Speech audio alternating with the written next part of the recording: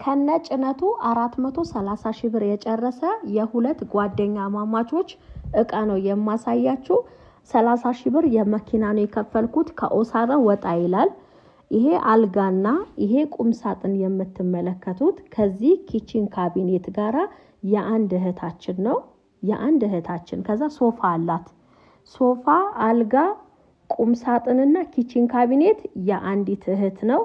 ከዛ ደግሞ ከጀርባይ ሌላ አልጋ አለ እንደምትመለከቱት። ለራሱም ቁም ሳጥን ልክ እንደዚሁ አይነት አለው። ከዛ ኪችን ካቢኔት አላት፣ ሶፋ አላት። እንደዛ የተለያየ ከለርና ዲዛይን ይሁኑ አንድ አይነት እቃ ነው ያዘዙት። ባዘዙት መልኩ ባዘዙት መሰረት ሰርቼላቸዋለሁ። ከነጭነቱ 430 ሺህ ብር ነው የጨረሰው። ኦሳና ትንሽ ከፍ ብሎ ነው ወላይታ ሳይደርስ ነው የሚሄደው ማለት ነው። አንድ አይሱዚ ነው፣ አንድ ሰፈር ናቸው። ሁለቱም በአንድ ላይ መተው ነው ግሩፕ አድርገው መተው ነው።